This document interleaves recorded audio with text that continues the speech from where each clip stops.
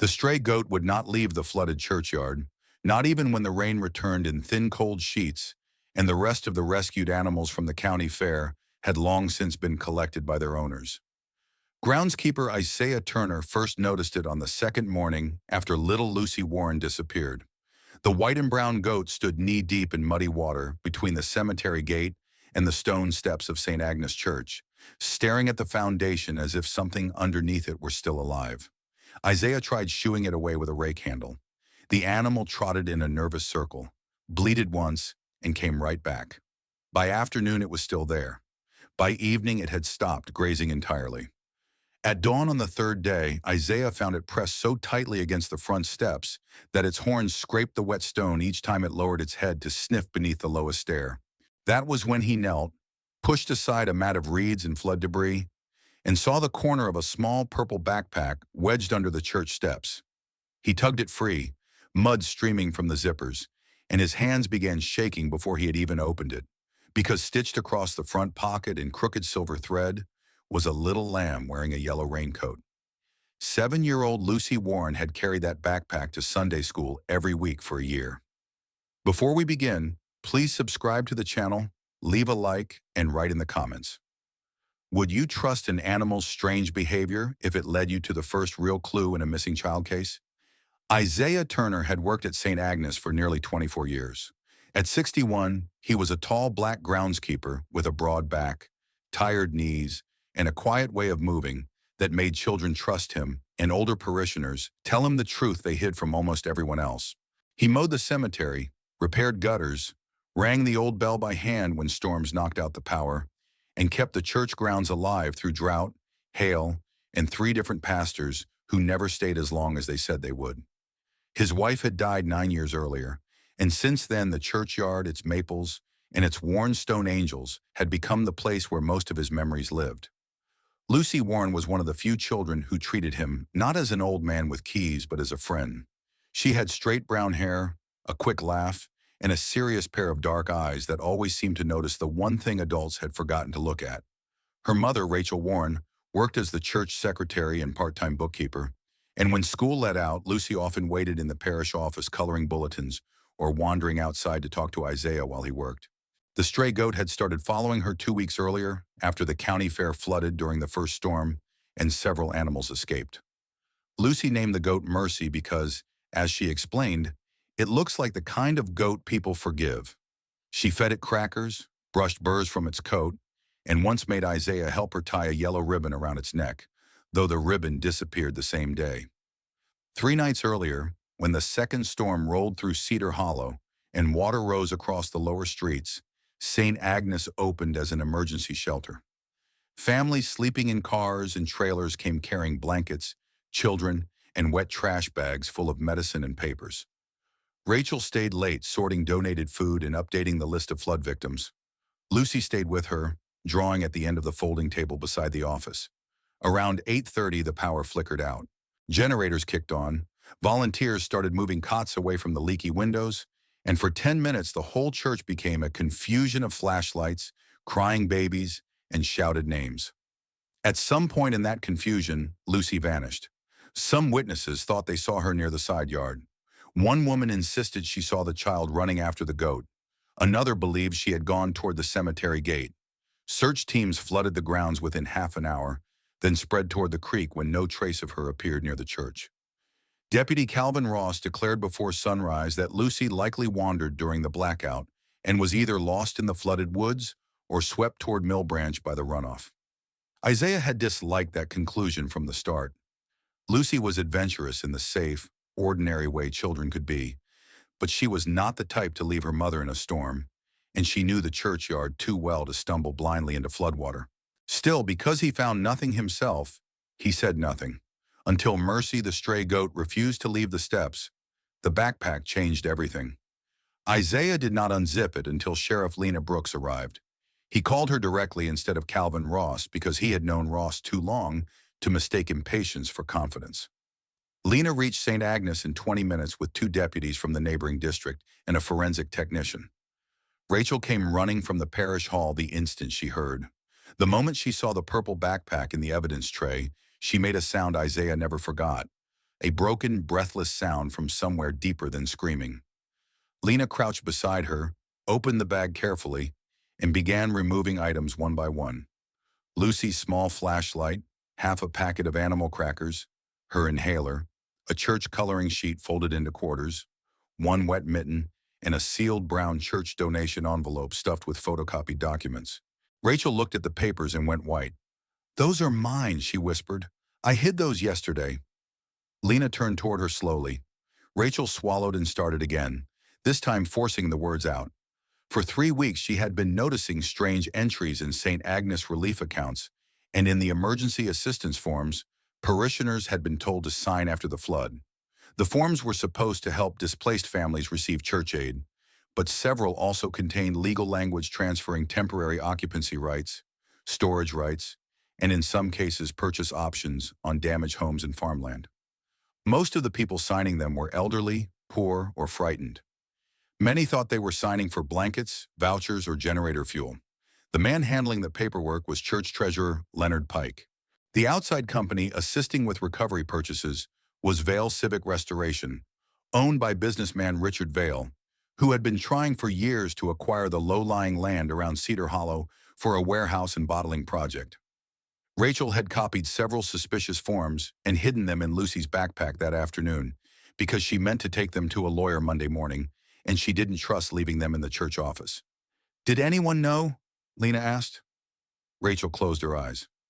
"Leonard knew I was upset, and Deputy Ross told me to stop asking questions about the forms because disaster records were complicated."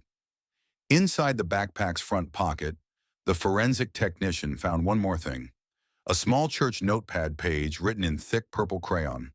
The handwriting was shaky but unmistakably Lucy's. It said, "Mr. Pike took me. Mom's papers safe. Angel House." Underneath the words, Lucy had drawn a crooked goat, the church steps, and a little building with tall windows and a cross on top. Isaiah knew at once what Angel House meant. Officially, it was St. Angela Home, an old brick convent school building half a mile uphill behind the cemetery, abandoned since the diocese closed it 17 years earlier. Every child in the parish called it Angel House because a cracked stone angel still stood above the entrance. Searchers had passed near it on the first night, but not gone inside because the lower windows were boarded and the front doors appeared chained shut. "That's where we go now," Isaiah said. Lena did not argue. State officers reached the building within 15 minutes. The front doors were indeed chained, but the chain was threaded loosely, recently placed for appearance rather than security. Inside, the air smelled of mildew, candle wax, and something far newer: bleach. The first floor had been cleared more recently than anyone expected. Dust covered corners and windowsills, but a path had been swept across the hallway. In an old classroom near the rear stairwell, investigators found a child-sized blanket, 2 juice boxes, a roll of duct tape, and a church folding chair turned toward the wall. In the chapel upstairs, Isaiah found Lucy's red rain boot under a pew. More importantly, Lena found a burn barrel in the old kitchen courtyard containing partially destroyed copies of the same fraudulent relief forms Rachel had uncovered. Leonard Pike had been using church property to store and destroy evidence, yet Lucy was no longer there. Near the back exit, the forensic technician found fresh tire marks from a van, and caught in the jam, a strand of white goat hair tied with yellow ribbon. Mercy had been there. Isaiah remembered suddenly that Lucy often led the goat around the churchyard on a loop of twine as if it were a dog. If Pike snatched Lucy near the steps while she was with Mercy, the goat may have followed to Angel House and then wandered back to the last place where Lucy's scent and backpack remained strongest. That did not make Mercy magical. It made it loyal. Rachel sat on the convent stairs shaking as Lena showed her what they had found. "If she wrote the note," Rachel said, "then she was thinking clearly. She wanted us to find the papers first." In the old kitchen pantry of Angel House, officers uncovered a second clue: a delivery manifest clipped to a board. Most entries were old and worthless, but one fresh receipt from the day before listed diesel fuel and bottled water delivered to Pump Station 3 under authorization code SAR. Isaiah knew the place immediately. Pump Station 3 was an abandoned flood control facility on church-owned marshland 3 miles east, long ago taken out of service after the county built the new levee. Richard Vale had recently leased access roads near it under the excuse of site drainage assessment. Lena was already calling in tactical backup when Rachel's phone buzzed. A photo appeared from an unknown number. Lucy sat on a cot in a concrete room holding that day's local newspaper. Her eyes were red, but she was alive. The message beneath the photo read, "Bring original files and sign release of church claims. Come alone to pump 3. Child walks home after dark. Call police and water takes her." Lena's face hardened as she read it. "This isn't about ransom," she said. "It's about land." Rachel admitted then what she had been too embarrassed to tell anyone earlier. Her late father had donated 2 strips of marsh and road easement to St. Agnes decades before, one of them crossing directly through the area Vale needed for his bottling trucks. Those easements were protected by a church claim that could block development unless a designated parish officer signed a release. Leonard Pike, as treasurer, had been trying to push that release through under disaster paperwork. Rachel refused to certify it when she saw the fraudulent forms. That was when he became threatening. Lucy had not been taken by chance. She had been taken to force Rachel to sign away the last legal obstacle. The operation that followed moved with frightening speed. Lena wired Rachel with a transmitter, prepared decoy folders, and surrounded Pump Station 3 with state police, federal marshals, and county deputies from outside Ross's control. Isaiah remained with the outer team only because Rachel insisted that if Lucy heard his voice, she would know someone she trusted had come. Pump Station 3 sat at the end of a flooded gravel road, half hidden by cypress and reeds. A low concrete building with rusted floodgates and a cracked metal catwalk over black water. As twilight bled out across the marsh, a church utility van rolled from behind the structure. Leonard Pike stepped out first, heavy-set and sweating despite the cold. Deputy Calvin Ross came out behind him holding a flashlight and a pistol. Richard Vale remained near the doorway, too careful to stand in the open. They demanded Rachel walk forward alone with the file envelope. She did, shaking visibly, and called for Lucy. For a terrible 10 seconds, no one moved. Then a small voice answered from inside the building. "Mama?" Rachel nearly broke then and there, but Lena's voice came through her hidden earpiece telling her to hold. Pike took 2 steps forward. "Sign first," he said. "The child comes after." "No," Rachel said. "I see her." Pike nodded to Ross. Ross disappeared into the doorway and returned dragging Lucy by the arm. The child's face was pale, and there was dried mud on one sleeve, but she was upright and looking hard at her mother, not crying. That detail saved them all. Lucy had Isaiah's stubbornness in her when frightened. She glanced once past Rachel toward the reeds where officers hid and then fixed her eyes on Pike. "Mercy bit him," she said suddenly. Everyone froze. Pike snapped, "Shut up," Lucy said louder. "The goat bit Mr. Ross when he pulled me in the van." Ross instinctively looked down toward his pant leg. In that exact second, Rachel threw the file envelope at Pike's face and lunged for Lucy. Tactical officers moved from both sides. Ross grabbed the girl and tried backing through the doorway, but Lucy twisted free enough to slam her heel against his shin. He stumbled, fired once into the ceiling, and state troopers hit him from behind. Pike ran toward the catwalk and made it 3 steps before a marshal tackled him into the shallow marsh.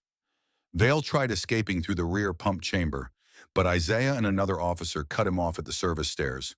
When it was over, Lucy was clinging to Rachel so tightly neither could breathe properly, and Isaiah turned away because some reunions are too private to be watched, even when you helped make them happen. Inside Pump Station 3, investigators found far more than a frightened child.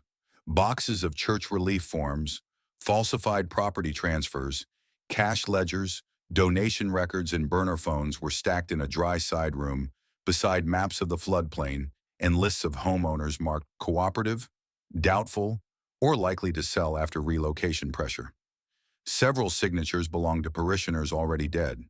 2 church deacons had been tricked into witnessing blanks later filled with sale terms. Ross had used his uniform to intimidate families, dismiss complaints, and steer attention away from Pike's operation. Vale financed the whole scheme through shell charities and recovery committees, expecting the flood to provide cover for the largest land grab the county had seen in decades. Lucy's statement, once she was warm and safe, was as simple as it was devastating. During the blackout, she took her backpack and went outside to feed Mercy the last of her crackers. Leonard Pike came up behind her and told her Isaiah wanted to see her at Angel House. She did not believe him, but Ross was standing nearby in uniform, so she hesitated long enough for Pike to grab her. She managed to kick her backpack under the steps because her mother had told her those papers mattered, and that if anything ever felt wrong, she should hide what grown-ups were reaching for first. Mercy followed the van to Angel House and kept bleeding outside one of the lower windows. At some point, Ross went out to chase it away, and the goat butted his leg hard enough to tear his trouser cuff. Lucy had seen the yellow ribbon on its neck through the glass and knew it was still nearby. At Angel House, she wrote the crayon note while Pike went downstairs to talk to Vale on the phone. She slid the note into the front pocket of her bag and hoped someone would find it if the backpack stayed hidden. When Pike realized the bag was gone, he slapped the wall hard enough to make her cry and then started demanding to know where the papers were. She told him she didn't know, which was true. She only knew her mother had called them safe. That answer may have saved her life, because Vale believed Rachel still had a second set of originals somewhere. Lucy also explained why Mercy kept returning to the churchyard. "He kept sniffing the steps before they took me," she said. "I think he knew my bag was there." The case that followed shattered Cedar Hollow's trust in more than one institution. Church treasurer Leonard Pike was charged with kidnapping, conspiracy, fraud, coercion, forgery, and abuse of charitable funds. Deputy Calvin Ross faced the same counts plus official misconduct, evidence tampering, and civil rights violations for using his badge to assist the scheme. Richard Vale, long considered untouchable because of his money and political donations, was indicted on criminal enterprise charges extending far beyond St. Agnes. Investigators linked him to pressure campaigns on flood victims in 3 counties, forged warehouse buyouts, and intimidation of elderly landowners who refused relocation. The diocese launched its own investigation into how church emergency relief had become the tool used against the very families it claimed to protect.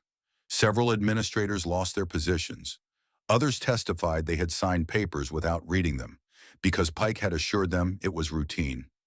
Rachel Warren never forgave herself for bringing the copied documents to church that day, though every person who knew the truth told her the blame belonged entirely to the men who turned charity into a weapon. Lucy needed months before she would sleep through the night. She feared dark hallways, diesel engines, and the hum of industrial pumps.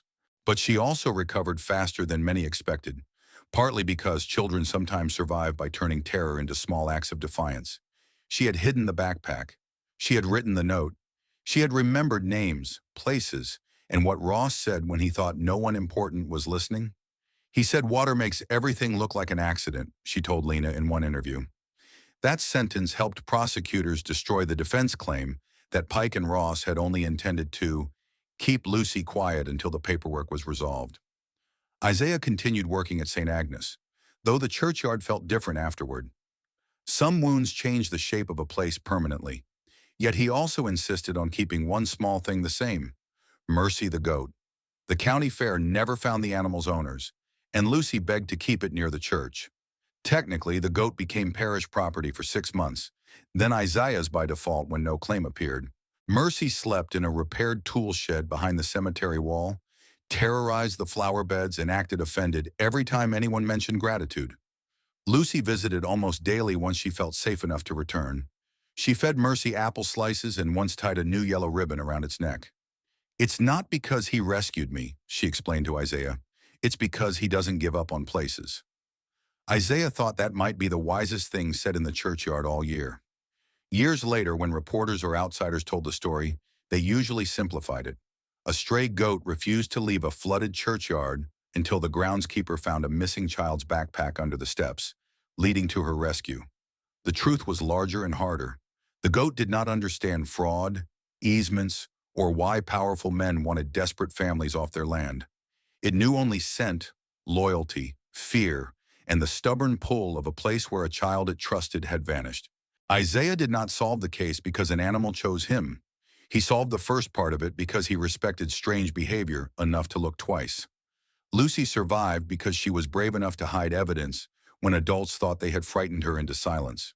Rachel saved more families than her own because she refused to sign away other people's homes to buy her daughter back quietly. And Mercy?